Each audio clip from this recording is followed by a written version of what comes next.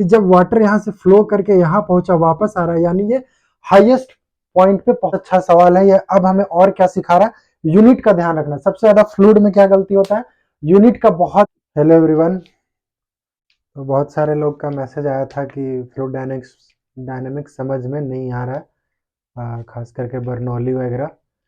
तो आज देखते हैं क्या है बर्नौली, थोड़ा सा समझने का कोशिश करेंगे और समझाने का भी कोशिश करेंगे। और बर्नौली में और उसके अलावा इक्वेशन ऑफ कॉन्टिन्यूटी हो गया, फिर टोरिसेलिस थ्योरम हो गया, ये सब थोड़ा सा कोशिश करेंगे कि थोड़ा इजी वे में समझा। तो चलिए शुरू करते हैं बर्नौली प्रिंसिपल से। पहले बर्नौली साहब क्या कहते हैं वो पहले देख लेते हैं। ये हमारे सामने एक डायग्राम है, इसके थ्रू हम समझाने का कोशिश करेंगे।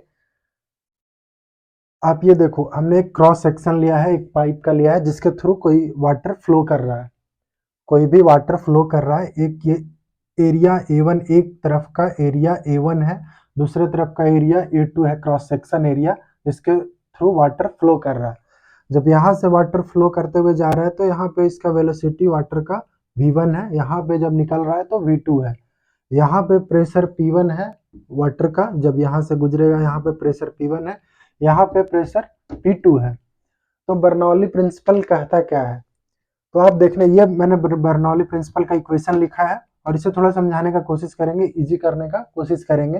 तो पहले जान लेते हैं कि बर्नौली प्रिंसिपल होता क्या है। तो यहाँ पे बर्नौली प्रिंसिपल ये कहता है कि ये इस पॉइंट पे जो टोटल एक तरह से एनर्जी कंजर्वेशन की तरह यहाँ पे बर्नौली प्रिंसिपल है कि यहाँ पे जो प्रेशर होगा प्लस ये हाफ रो बी स्क्वायर और प्लस रो जी एच, यानी ये kinetic energy per unit volume और ये potential energy per unit volume.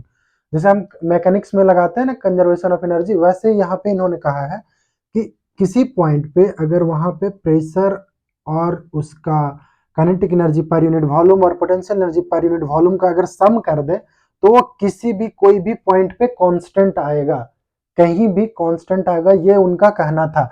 मान ले अगर हम यहाँ पे लेते हैं, यहाँ पे प्रेशर है P1 और वेलोसिटी V है और एरिया क्रॉस सेक्शन A है, तो यहाँ पे जो अगर हम ये चीज को अगर सम, ये तीनों का सम अगर जो यहाँ पे ले रहे हैं वही सम यहाँ भी आएगा, यहाँ भी आएगा, कहीं भी पूरे एक सिस्टम में कहीं भी कांस्टेंट आएगा। तो ये उनका कहना था और इसको यूज कैसे करते हैं, क्वेश्चन भी करवाएंगे और क्वेश्चन भी सिखाएंगे अभी कैसे इस पे बेस्ड क्या क्वेश्चन होता है और कैसे कितना आसानी से क्वेश्चन भी हो जाता है।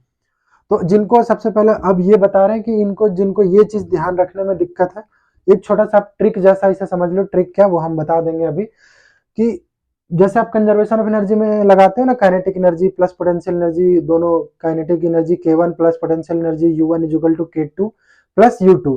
तो वैसे आप यहाँ पे ध्यान रख लेना अगर ट्रिक की तरह, कि जहां पे हम काइनेटिक एनर्जी हाफ एम भी स्क्वायर करते हैं, वहां एम की जगह क्या कर देना, रो यानी डेंसिटी।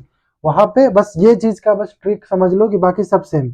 बस यहाँ पे एक प्रेशर, क्योंकि यहाँ पे ये चीज ऐड हो रहा है बस ये वाले फ्लूइड वाले में, कि कंजर्वेशन ऑफ एनर्जी जब कर रहे हैं तो प्रेशर यहाँ पे आपको ऐड करना है। फिर आपको बस वही चीज करना है, half M B square, M की जगह रो। उसी तरह से रो, यहाँ पे अगर पोटेंशियल एनर्जी मानते हैं तो एम जी एच होता है ना, तो वो एम की जगह रो कर दिया, rho g h is equal to constant.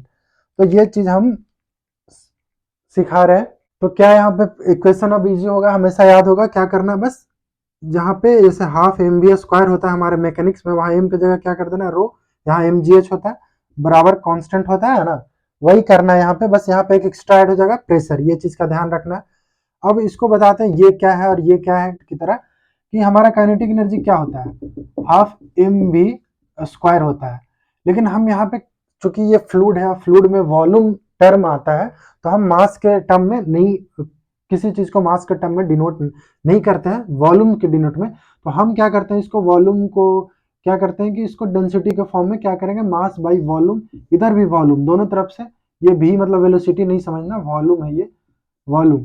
तो आप जानते हो कि डेंसिटी इज इक्वल टू क्या होता है, मास बाई वॉल्यूम। तो ये आ जाता है kinetic energy per unit volume बराबर, kinetic energy per unit volume बराबर क्या आ गया, हाफ मास बाई वॉल्यूम क्या होता है, mass by volume, density, density V square. तो ये हमारा आ गया kinetic energy per unit volume, वो हमने यहाँ लिखा। उसी तरह से अगर पोटेंशियल एनर्जी लिखते हैं तो mgh, लेकिन अगर हम वॉल्यूम से दोनों तरफ डिवाइड कर दें तो यहाँ भी डेंसिटी आ गया, यानी रो जी एच। तो ये चीज ये दोनों चीज वो वहां से ऐसे आता है, दोनों बिल्कुल सिंपल था। तो जो अभी हम समझाए कि हाँ यहाँ पे या कहीं भी कोई भी पॉइंट पे ये तीनों का सम कांस्टेंट होता है, तो इसको क्वेश्चन में कैसे यूज करते हैं, तो आप देखो ये इसको ऐसे यूज करते हैं कि यहाँ पे प्रेशर P1 है, ये चीज को कांस्टेंट, तीनों को सम को कांस्टेंट करना है, यानी यानी ये जो यहाँ पे सम आएगा तीनों का, वहां भी वही सम आएगा। तो इसका इक्वेशन कैसे लिखते हैं, कोई क्वेश्चन सोल्व कैसे करते हैं, तो ऐसे करते हैं, P है प्रेशर, ये तो P1 करेंगे, यहाँ का प्रेशर P1 है, प्लस सम, मैंने बताया कि उसको ध्यान रखेंगे, हाँ kinetic energy half M V square होता है, तो यहाँ पे हाफ एम वी नहीं, हाफ रो वी स्क्वायर, यानी रो V1 स्क्वायर। और डेंसिटी तो वाटर का सब जगह कांस्टेंट ही, मतलब एक ही वाटर फ्लो रहा, तो डेंसिटी तो कांस्टेंट ही होगा, प्लस एमजीएच के जगह पे रो जी H1 कितना हाइट पे, यहाँ पे एक देखो ये हमारा रेफरेंस लेवल है, इससे ये वाला पाइप H1 हाइट पे है और ये H2 हाइट पे है, तो इसकी वजह से पोटेंशियल एनर्जी में भी चेंज होगा। तो वो क्या किया हमने, रो जी H1 अब इज इक्वल टू, क्योंकि कांस्टेंट होगा, ये तीनों का सम बराबर, ये तीनों का सम सब जगह सेम है, तो बराबर हमने कर दिया। अब यहाँ के बात करते हैं, यहाँ पे प्रेशर क्या है P2 plus half M B square, half M का जगह रो V2 square, velocity V2 square ये वाली, प्लस रो जी H2। तो ये हमारा इक्वेशन आ गया इसका। इसी तरह से जितने भी क्वेश्चन बर्नौली के होते हैं उसमें बस हमारा सबसे पहला काम यही करना होता है, ये अगर हम लिखना जान गए क्वेश्चन के डाटा से तो हमारा क्वेश्चन खत्म हो जाएगा वहीं पे। तो बर्नौली प्रिंसिपल आप लोग सबको समझ में आ गया होगा, बस कुछ नहीं है इसमें, बस वो तीनों एनर्जी जो होता है, मतलब दोनों एनर्जी, काइनेटिक एनर्जी और potential energy per unit volume, और एक चीज एक्स्ट्रा ऐड करना है मैकेनिक्स वाले से, क्या, प्रेशर, ये तीनों का सम कोई भी पॉइंट पे यहाँ पूछे कहीं भी अगर क्वेश्चन आता है तो दो पॉइंट का सब जगह क्या करना है, कांस्टेंट, यानी P1 plus half rho V1 square is equal to P2 plus, जैसे मतलब कहीं भी किसी क्वेश्चन में ये पहले लिखना आ जाना चाहिए, उसके बाद क्वेश्चन खत्म हो जाता है। तो ये आप देख लो एक बार। अब जो दूसरा कंसेप्ट है हमारे फ्लूइड डायनामिक्स का, वो है इक्वेशन ऑफ कंटिन्यूटी। तो ये बहुत ही मतलब बहुत इजी सा है इक्वेशन ऑफ कंटिन्यूटी, कुछ भी नहीं है, बस ये चीज है इक्वेशन ऑफ कंटिन्यूटी, इसे डेराइव भी इसे मतलब समझा भी देंगे अभी, पर हमें कुछ नहीं याद रखना, बस ये चीज याद रखना है, हमारे क्वेश्चन बर्नौली प्रिंसिपल के साथ ही दोनों मिक्स करके और इसी से बन जाता है।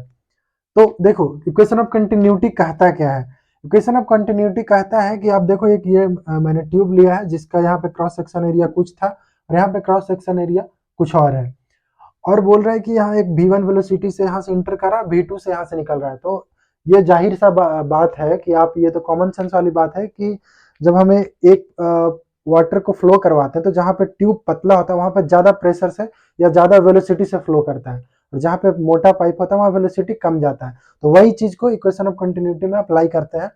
इक्वेशन ऑफ कंटिन्यूटी कहता है कि ये dV यानी volume by dt, volume per unit time is equal to A into V, ये V है वेलोसिटी, ये है V है वॉल्यूम, तो ये एरिया इंटू वेलोसिटी होता है। कोई भी वॉल्यूम पर यूनिट टाइम अगर किसी भी पॉइंट पे ले तो volume flowing through per unit time हमेशा क्या होगा, कांस्टेंट होगा, और वो किसके बराबर होगा, A इंटू वी। तो ये क्या कह रहा है कि volume flowing per unit time किसी भी पॉइंट पे कहीं भी ले लो कांस्टेंट आएगा, volume flowing per unit time, यानी इसको बोल दो रेट ऑफ फ्लो, यानी जो फ्लो करने का रेट है वो क्या होगा, हमेशा हर पॉइंट पे कांस्टेंट होगा, भले ही एरिया क्रॉस सेक्शन एरिया कुछ और हो, वेलोसिटी कुछ और हो। तो समझते हैं, फील करते हैं कि एक्चुअली होता क्या है कंसेप्ट की तरफ।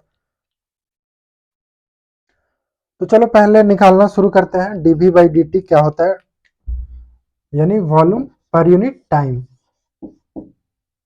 तो पहले ये बताओ कि वॉल्यूम क्या होता है, वॉल्यूम क्या होता है, किसी भी पॉइंट का वॉल्यूम क्या होता है, उसका फॉर्मूला बेसिक सा एरिया इंटू लेंथ होता है, एरिया इंटू लेंथ होता है।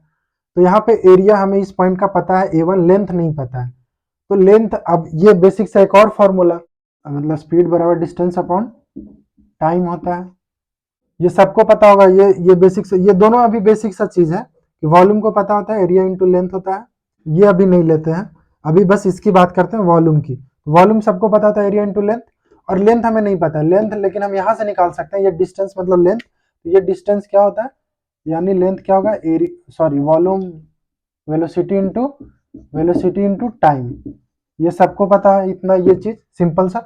तो हमें पता है देखो एरिया तो पता है A1, लेकिन हमें लेंथ नहीं पता है तो लेंथ को हम यहाँ से निकाल सकते हैं। मान लो ये हमारा लेंथ है, यहाँ इतने लेंथ की बात कर रहे हैं, तो ये लेंथ का भी वेलोसिटी क्या है यहाँ पे दिया हुआ v1, तो उसको हम लेंथ को कन्वर्ट कर सकते हैं v1, यानी वेलोसिटी इसका यहाँ पे v1, और टाइम कितना, टाइम तो इंस्टेंट पे ले रहे हैं, इस इंस्टेंट की बात करें तो टाइम को dt लिख देंगे। ये क्या आ गया, यानी dv यानी वॉल्यूम क्या आ जाएगा, एरिया इंटू v1 dt, यानी अगर इसको इधर लाएं dt को तो dv by dt is equal to area into velocity. ये चीज आ गया, ये बताया भी कैसे आया। अब कांस्टेंट कैसे, अब कांस्टेंट ये तो आ गया कि volume flowing per unit time क्या होता है, एरिया इंटू वेलोसिटी वहां का, लेकिन हर जगह पे कांस्टेंट कैसे होता है, ये कैसे प्रूफ होगा, वो अभी करते हैं। ये इतना समझ में आ गया ना, ये सबसे जरूरी चीज है, ये बाकी कुछ भी फालतू चीज है, बस ये हमें ध्यान रहना चाहिए कि कहीं भी volume flowing per unit time या रेट ऑफ फ्लो हर जगह पे कांस्टेंट होता है, जो कि किसके बराबर होता है, एरिया इंटू वेलोसिटी का। यानी अगर इसको हम ऐसे पुट करें इक्वेशन के फॉर्म में या क्वेश्चन के फॉर्म में, तो जो हमारा आएगा वो क्या आएगा, यहाँ पे इक्वेशन कहीं भी क्वेश्चन आएगा वो कैसे सॉल्व होगा, a1 into v1 is equal to यहाँ का a2 इंटू v2, बस इतना ही हमें जरूरत है और किसी चीज का जरूरत नहीं है। अगर वो चीज अगर जिसको चाहिए कि हाँ ये कांस्टेंट कैसे है, तो बस ऐसे ही बता दे रहे हैं कि मास रेट फ्लो कांस्टेंट है, यानी कि मास फ्लो जो होगा, बता ही दे रहे हैं एक बार, क्योंकि रेट कांस्टेंट है यानी जो मास फ्लो पर यूनिट टाइम होगा वो भी क्या होगा, कांस्टेंट होगा। क्या होगा, कांस्टेंट होगा। अब हम लोग जानते हैं कि मास क्या होता है, डेंसिटी इक्वल टू क्या होता है, मास बाई वॉल्यूम, वॉल्यूम होता है ना, तो मास को हम वहां से चेंज कर देते हैं, तो डी मास क्या है, वॉल्यूम इंटू डेंसिटी, वॉल्यूम भी और डेंसिटी क्या है, रो, ठीक। तो ये वॉल्यूम को क्या ले रहे हैं, बाई डी टी, वॉल्यूम यहाँ पे मान लो v1 है और यहाँ पे क्या होगा d, उसी तरह से same v2 rho by D T. तो आप ये देखो कि रो और रो तो कट गया, रो कट गया। अब ये चीज आ गया ना dv1, यहाँ पे देख लो dv1 क्या आ गया, dv1 by D T is equal to dv2 by D T, और ये भी क्या है यहाँ पे, ये चीज बस ध्यान रखना कि ये भी वॉल्यूम है। ये चीज प्रूफ हो गया, यानी कहीं भी किसी भी पॉइंट पे हमने दो पॉइंट को लिया तो यहाँ पे दोनों पे फ्लो रेट क्या हो गया, दोनों कांस्टेंट आ गया, यानी dv1 by D T is equal to dv2 by D T. और ये चीज अभी यहाँ पे हमने डिराइव किया कि dv1 बाई डी टी क्या होता है, ये भी, यानी a1 v1 is equal to a2 v2। ये चीज हो गया प्रूफ, ये हो गया। अब क्वेश्चन करना शुरू करते हैं इस पे बेस्ड, बर्नौली का प्रिंसिपल और ये इक्वेशन ऑफ कंटिन्यूटी दोनों पे बेस्ड क्वेश्चन करते हैं। तो बढ़िया बढ़िया सवाल है, बहुत अच्छा। देखो यहाँ पे वो जो बात कर रहे थे अभी कि पतला एरिया होगा तो स्पीड वहां पे ज्यादा होगा, वो यहाँ से आसानी से प्रूफ भी हो रहा है। ए भी इज इक्वल टू क्या है, कांस्टेंट है, यानी ए भी इज इक्वल टू क्या है, कांस्टेंट, यानी A is inversely proportional to B, यानी एरिया अगर ज्यादा है तो उसका वेलोसिटी उस पॉइंट पे क्या होगा, कम होगा। ये चीज प्रूव हो गया, जिसका मतलब अगर यहाँ पे एरिया ज्यादा है तो ये वेलोसिटी क्या होगा, कम होगा। यहाँ पे एरिया कम है तो क्या होगा, वेलोसिटी इस पॉइंट पे ज्यादा होगा। एक चीज और रह गया, स्पीड ऑफ इफ्लक्स, जो टॉरिस-सेलिस थ्योरम जिसको बाद में उसने उसको समझाया था, तो वो चीज भी बहुत ईजी है, आप ये आसानी से देख लो। इसमें क्या है कि एक कंटेनर है जिसमें वाटर, समझ लो ये इनिशियल लेवल था, यहाँ पे वाटर था, अब ये यहाँ पे इफ्लक्स यानी वाटर यहाँ से फ्लो होगा, यहाँ पे कोई एक छोटा सा होल है जिसके थ्रू वाटर यहाँ पे किस स्पीड से फ्लो होगा, वही स्पीड ऑफ इफ्लक्स होगा। तो आप ये देख लो कि इसमें कुछ भी नहीं है, इसमें बस इसको डायरेक्टली हम टॉरिस-सेलिस थ्योरम ही लगा के बता दे रहे हैं, क्योंकि चलो टॉरिस-सेलिस थ्योरम क्या है वो समझा दे रहे हैं। वो कहते हैं कि यहाँ पे जो भी आता है वो क्या आता है, रूट टू जी एच, यानी अगर ये होल एच हाइट, यानी वाटर अगर यहाँ पे इनिशियल लेवल था तो यहाँ जो इसका होल है वो एच डिस्टेंस पे है, तो ये पानी का लेवल धीरे धीरे यहाँ तक पहुंचेगा। तो ये टॉरिस-सेलिस कहते हैं कि ये जो आप ये कनेक्ट कर सकते हो काइनेमेटिक्स से, कि वहां भी जब कोई बॉडी अगर यहाँ से फ्लो फॉल कर रहा था, फ्री फॉल, मान लो यहाँ पे अगर कोई वेलोसिटी पूछता था, तो ये अगर ये एच हाइट था तो हम क्या करते थे, रूट टू जी एच लगा देते थे, ये रूट टू जी एच। तो यहाँ पे देखो सेम वही चीज है, अगर ये एच हाइट का नीचे होल हो है किसी कंटेनर के, तो वो उसका स्पीड ऑफ इफ्लक्स यानी पानी जो यहाँ से फ्लो करेगा उसका स्पीड क्या होगा, तो उसका भी √2gh ही आता है जो कि इसके बराबर है। तो टोरिसेली ने देखा कि अरे ये दोनों ये मतलब सेम वैसा ही आ रहा है, एच हाइट से अगर कोई फ्री फॉल बॉडी हो या एच हाइट से वाटर को होल बनाकर गिराए तो दोनों का स्पीड सेम है। तो उन्होंने बस इन दोनों को इक्वेट एक थ्योरम दे दिया और बोला कि हाँ जो स्पीड ऑफ इफ्लक्स होगा वो क्या होगा, एक फ्रीली फॉलिंग बॉडी जितना एच हाइट से गिरेगा वही होगा क्या, स्पीड ऑफ इफ्लक्स।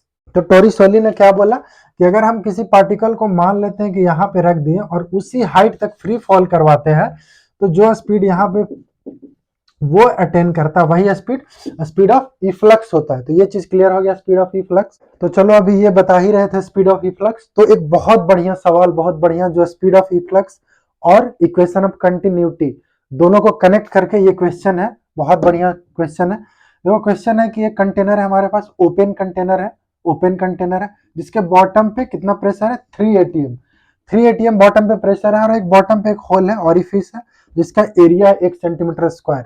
तो क्वेश्चन देखो क्या है कि volume of water emerging initially in 1 second. तो जब ये होल जब हम करते हैं 1 सेंटीमीटर स्क्वायर का तो पूछ रहा है कि बताओ कितना वॉल्यूम ऑफ वाटर बाहर निकलेगा 1 सेकेंड, इनिशियली 1 सेकेंड में। तो अब क्वेश्चन करने का वही सबसे सही तरीका कि क्या पूछा है वो चीज वैल्यू देखते हैं और उसको पुट करते हैं।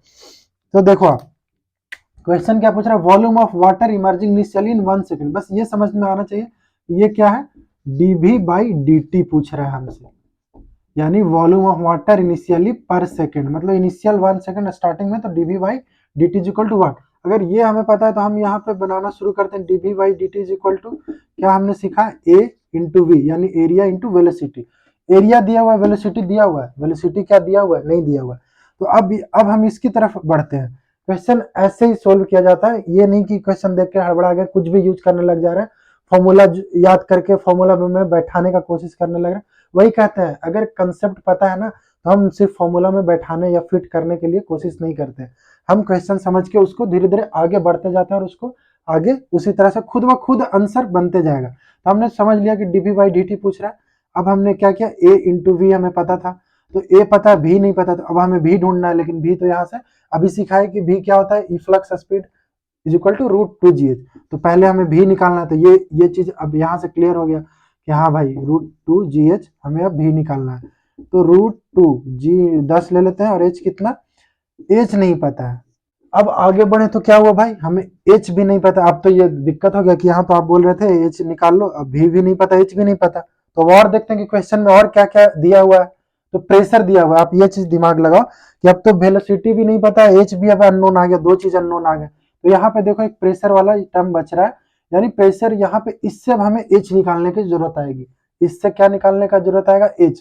अब कैसे, ये जो हम पहले पढ़ चुके होंगे कि यहाँ पे प्रेशर क्या होता है, इस पॉइंट पे प्रेशर क्या होता है, पी नॉट, यानी ये एक्सटर्नल ओपन कंटेनर है तो एटमॉस्फेरिक प्रेशर पी नॉट होता है। और ये वाटर का पूरे का प्रेशर हमें पता है एच रो जी होता है, ये सबको पता होगा कि ये पूरा वाटर का प्रेशर क्या होता है, एच रो जी, और ये प्रेशर एक्सटर्नल पी नॉट, सब प्रेशर ऐड होके यहाँ पे प्रेशर होता है जो नीचे का प्रेशर होगा। तो यहाँ पे प्रेशर कौन सा है, पी नॉट प्लस क्या है, एच रो जी। ये चीज बहुत अच्छा सवाल है, हमें एच नहीं पता था, एच निकालने के लिए ये प्रेशर यहाँ पे क्वेश्चन में दे रखा था कि नीचे का प्रेशर 3 atm है, तो नीचे का प्रेशर क्या होता है, ये ऊपर का pressure P not atmospheric pressure plus क्या, एच रो जी, जो इस वाटर का प्रेशर होगा वही तो नीचे सम होके यहाँ पे 3 atm आ रहा है, यानी ये क्या होगा 3 एटमोस्फेयर, यानी अब यहाँ पे एच निकल जाएगा आसानी से। पी नॉट क्या होता है हमारा, एक एटमोस्फेयर, जो पी नॉट होता है एटीएम में क्या होता है, जो एटमॉस्फेरिक प्रेशर होता है क्या होता है, एक एटीएम होता है ना। तो देखो अब इससे यहाँ से क्या निकल जाएगा, H rho G is equal to 3 ATM minus P nought, क्या बोला, एक एटीएम, एटमॉस्फेरिक प्रेशर एक एटीएम होता है ना, तो 3 माइनस एक क्या हो जाएगा 2 एटीएम।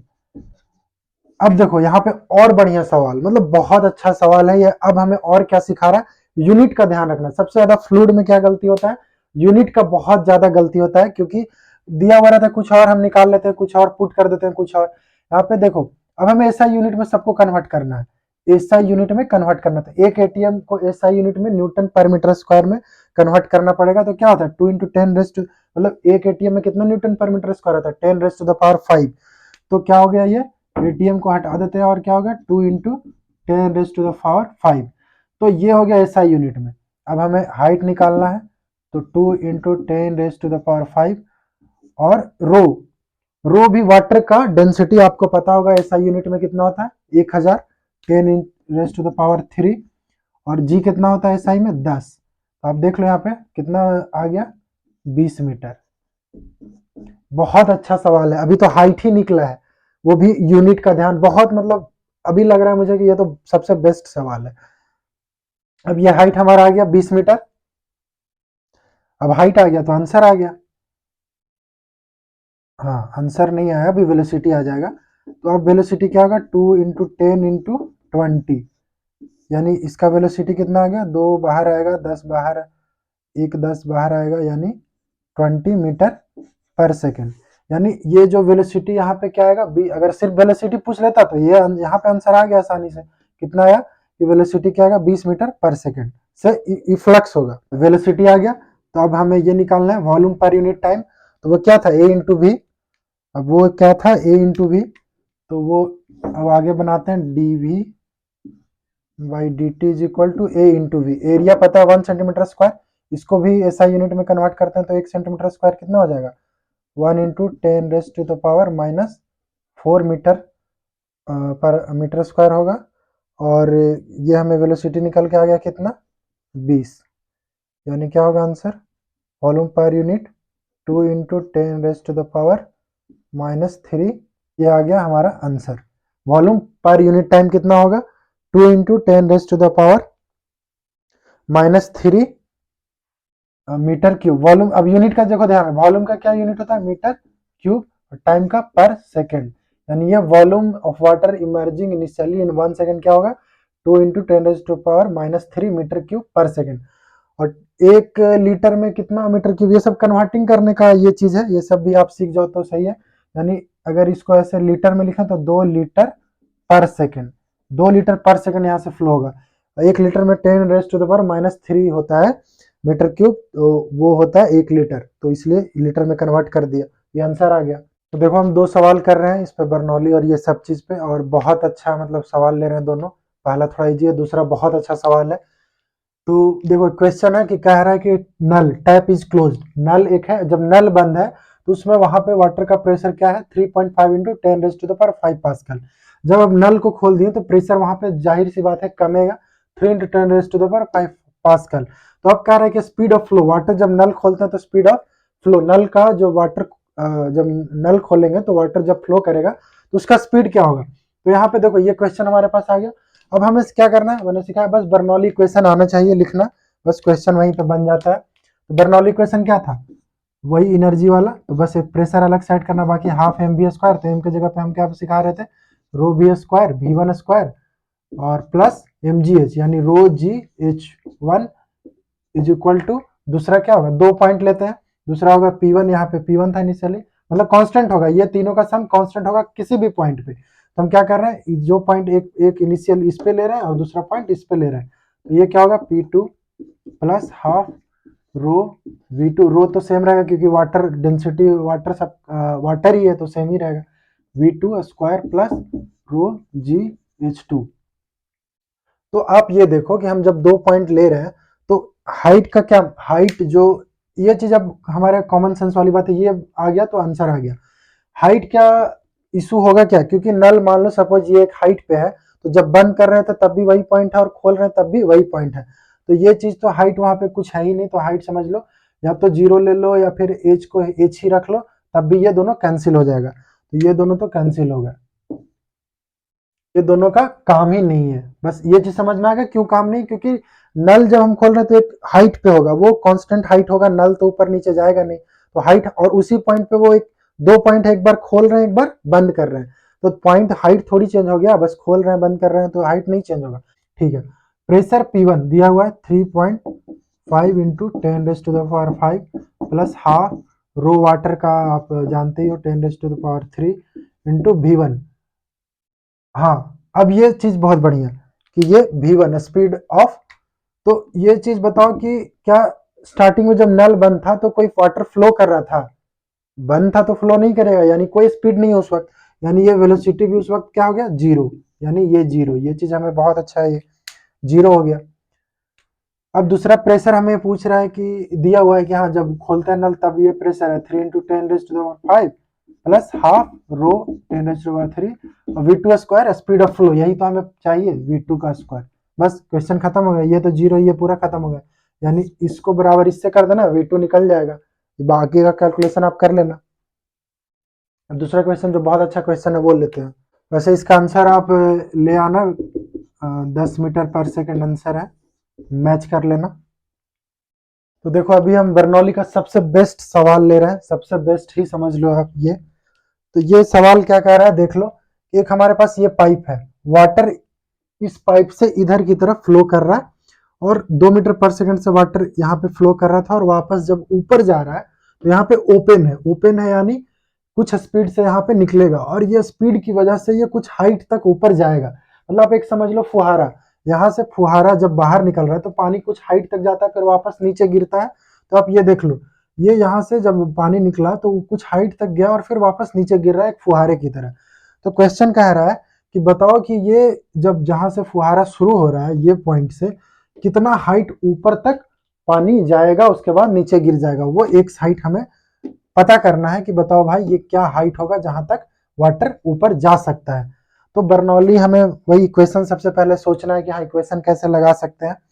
तो देखो भाई हमें पहले 2 पॉइंट ढूंढना होगा जहां पे, क्योंकि हर जगह पे हम कहते हैं कि बर्नौली क्या कहता है कि हर जगह पे तीनों का सम, प्रेशर मतलब एनर्जी का सम कांस्टेंट होगा, प्रेशर और kinetic energy per unit volume, potential energy per unit. 2 point पहले ढूंढते हैं, तो हम 2 पॉइंट हमें क्या फाइंड करना है, ये एक्स फाइंड करना है। तो हम पहले एक पॉइंट तो ये हो गया, ये तो कंफर्म था, ये ए ले लेते हैं। दूसरा पॉइंट में कंफ्यूजन होता है कि यहाँ ले कि यहाँ ले, तो हमें ये एक्स फाइंड करना है ना, तो हम यहाँ पे लेते हैं दूसरा पॉइंट। अब ये दोनों पॉइंट पे कांस्टेंट कर देंगे वो बर्नौली प्रिंसिपल लगा के इक्वेशन।